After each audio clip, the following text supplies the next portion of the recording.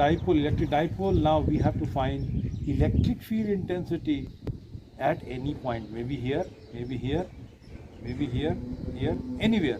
Maybe the axial, maybe the equatorial. So we have to find the electric field intensity due to the electric dipole. Hello student. Now very important topic, electric field intensity at any point due to an electric dipole. This is a general case. कौन सा case है ये? General case. हम लोग पढ़ चुके हैं axial और equatorial. This is a general case. इसके लिए some fundamental is required. What required? Fundamental. What are the fundamentals? Fundamental जो हम लोग पढ़ चुके हैं फॉर द शॉर्ट डाइपोल, छोटा डाइपोल के लिए हम लोग को क्या मालूम है? E A, axial point. Axial और इक्वेटोरियल क्या होता था? ये अगर डाइपोल है, ये सी एक्सिस के अलोंग एक पॉइंट है, तो इसको बोलते हैं कौन सा? Axial point. और ये डाइपोल के मिड पॉइंट पर परपेंडिकुलर एक है यहाँ पर, तो ये परपेंडिकुलर पर कोई भी पॉइंट इसको बोलेंगे इक्वेटोरियल पॉइंट. ये हम लोग पढ़ चुके हैं. और एक्सियल के लिए इलेक्ट्रिक फील्ड इंटेंसिटी क्या होता है for short dipole? 2p 4 pi epsilon naught by r cube, 2p by this. और इक्वेटोरियल के क्या होता है? p by 4 pi epsilon naught r cube. Means अगर हमको ये दोनों के बीच का रिलेशन अगर याद रखना है, कोई पूछेगा क्या रिलेशन है? E axial is equal to twice of E equatorial. ठीक है. अब इसका हम लोग यूज करेंगे जनरल पॉइंट में निकालने के लिए. First of all you see the diagram. Diagram देखिए at any point and all of you draw the diagram. E at any point due to the dipole, general case. For the short dipole, this is a very important diagram. Try to note down the diagram. Draw it. Draw a diagram. ये dipole लिए. Magnified image is there. Minus q plus q. इस dipole का moment, ये dipole moment कितना है? Small p. एक point r distance पर लिए हैं p, जो एक जनरल पॉइंट है. कहाँ से? सेंटर ऑफ द डाइपोल से, r डिस्टेंस पर. और ये पॉइंट जो है, ये p पॉइंट डाइपोल से थीटा का एंगल बना रहा है. कितना एंगल बना रहा है? Theta angle. थीटा एंगल बना रहा है. तो डाइपोल मोमेंट जो होता है वो वेक्टर क्वांटिटी होता है. So it is going to resolve into two components. One is the your p cos theta, another is your p sin theta. Minus q plus q. अब यहाँ पर ये पॉइंट है. इस पॉइंट पर मान लेते हैं electric field intensity, net electric field intensity, यही हमको निकालना है. ई का ये डायरेक्शन है. तो एक पॉइंट अलोंग दिस E1 और दूसरा क्या होगा? E2. E1 E2 मार्क कर लिए. अब यही E1 E2 को निकाल के हम रिजल्टेंट निकालेंगे. We have to find the resultant. अब कैसे हम लोग इसको यूज करेंगे? Just you see it. Now see it properly. How to find? तो यहाँ पर ये डायग्राम था E1 E2. तो E1 पहले E1 कितना हो जाएगा? E1 जो कि E1 जो है वो एक्सियल जैसा बिहेव कर रहा है यहाँ पर. इसके लिए या डाइपोल के लिए तो E1 का वैल्यू हो जाएगा 2p cos थीटा, क्योंकि डाइपोल मोमेंट रिजॉल्व हो चुका है. 2p cos theta by 4 pi epsilon naught into r cube. इसका डायरेक्शन किधर होगा? PD की ओर. PD की ओर अलोंग PD. ये पॉइंट देखने वाली बात है. ये पॉइंट यहाँ पर इस डायरेक्शन में क्या हो जाएगा? दैट इज, हम लोग ये लेके चल रहे हैं, ये ऐसे रिजॉल्व हो गया. अब ये कंपोनेंट को लेके चल रहे हैं, ये एक्सियल जैसा बिहेव कर रहा है. तो एक्सियल में क्या होता है? एक्सियल में 2p cos 2p होता था. यहाँ पर p जो है वही cos थीटा है, p cos थीटा, इसीलिए 2p cos theta by 4 pi epsilon naught r cube. Similarly अब E1 हो गया. अब E2 का क्या वैल्यू आएगा?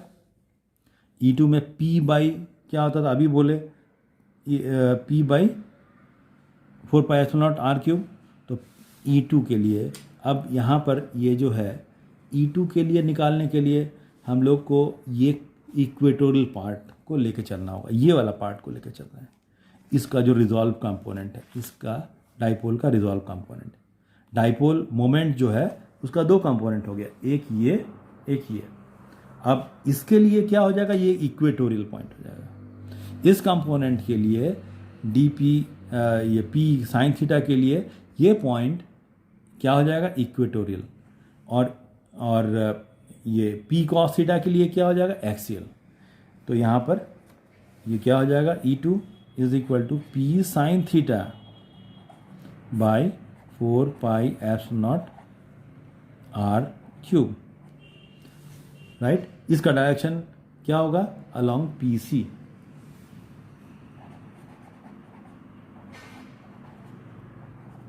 ये PC कैसे हुआ, ये तो हम लोग को मालूम है, इक्वेटोरियल का केस में, इक्वेटोरियल वाला केस में, इसीलिए अलोंग PC। तो हम लोग को अभी E1 और E2 का वैल्यू मालूम हो गया। अब इसका रिजल्टेंट कैसे निकालेंगे, रिजल्टेंट निकालने के लिए parallelogram law of vector addition use करेंगे। तो parallelogram law of vector addition E net निकालने के लिए E1 square plus E2 square plus 2E1 E2 cos of the angle between the E1 E2 and under root. Parallelogram law of vector addition, यहाँ पर theta जो है 90 है, तो cos 90 0, तो ये टर्म हट जाएगा। थीटा 90 कैसे है, देखिए E1 और E2 के बीच का एंगल ये 90 है, इसलिए ये टर्म हट गया। तो क्या बचेगा मेरा, E1 square plus E2 square under root E net. अब E1 E2 का जो वैल्यू है उसको पुट कर देंगे, इसका वैल्यू पुट कर देंगे 2p cos theta by 4πε0 r³ whole square plus p sign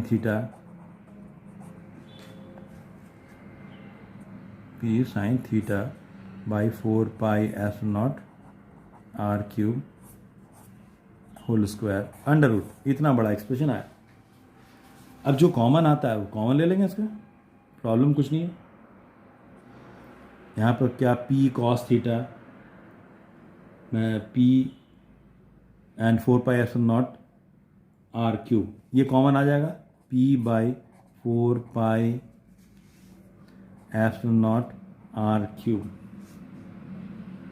common आ गया। अंडर रूट में क्या बचेगा, यहाँ पर ये 2 cos theta means 4 cos square theta हो गया, प्लस यहाँ क्या बचा, साइन स्क्वायर थीटा, इतना आया E नेट।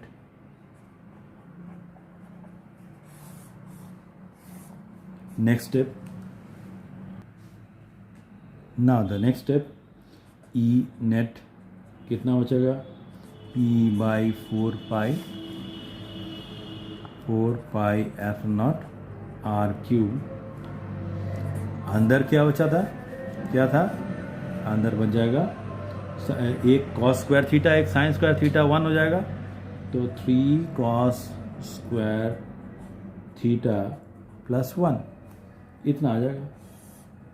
कहाँ से आया, यही टर्म था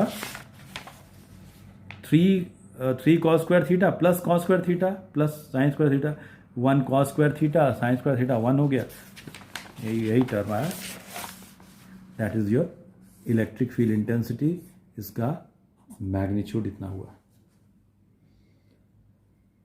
राइट। अब डायरेक्शन मालूम करना है, ये क्या मैग्नीट्यूड निकला, अब इसका डायरेक्शन निकालना है। कैसे डायरेक्शन निकालेंगे, मान लेते हैं हम ये एंगल, ये मान लेते हैं ये अल्फ़ा एंगल है, ई जो नेट वैल्यू है ई का अल्फ़ा एंगल बना रहा है E1 से, तो यहाँ पर हम लोग tan का यूज़ करेंगे, तो क्या हो जाएगा, ये E2 है तो ये भी E2, tan का यूज़ करेंगे तो P by B tan of alpha, so tan alpha is equal to क्या हो जाएगा यहाँ पर E2 by E1 is equal to सबका वैल्यू पुट कर देते हैं P sine theta by 4 pi F naught are cube into E1 का कर देंगे तो उल्टा हो जाएगा, ये कितना हो जाएगा 4 pi F naught are cube by 2p cos theta, इतना हुआ। अब ये जो कटता है तो काट देंगे, एक p कैंसिल हो गया, तो क्या बचा मेरा यहाँ पर tan of alpha is equal to tan alpha is equal to 1/2 tan theta sine theta by cos theta tan theta. तो ये अल्फ़ा हम लोग निकाल सकते हैं, अल्फ़ा का वैल्यू। स्पेशल केस, अगर P पॉइंट एक्सियल हो, एक्सियल इससे निकालना है तो देख हम लोग चेक कर लेंगे, तो थीटा इज इक्वल टू क्या हो जाएगा 0, तो देयरफॉर E का वैल्यू हो जाएगा P by 4 pi F naught 3 + 1 under root r cube भी है, और E axial is equal to कितना हो जाएगा P by 4 pi F naught, यहाँ 3 + 1 4 अंडर रूट में ट्वाइस P आ जाएगा इंटू आर क्यूब। याद होगा एक्सियल का यही आता था। अब इक्वेटोरियल निकालने के लिए हम क्या करेंगे, थीटा इज इक्वल टू 90 ले लेंगे, E equatorial P by 4 pi F naught are cube, कितना आता था, राइट। और अल्फा अगर पूछेगा इक्वेटोरियल के केस में तो क्या हो जाएगा 90, और डायरेक्शन वाले में पुट कर देंगे, you will get the answer. So equatorial और एक्सियल हम जनरल पॉइंट से भी निकाल सकते हैं। ये कभी कभी क्वेश्चन आता है, you have to find the electric field intensity at any point, any general point due to the dipole, electric dipole.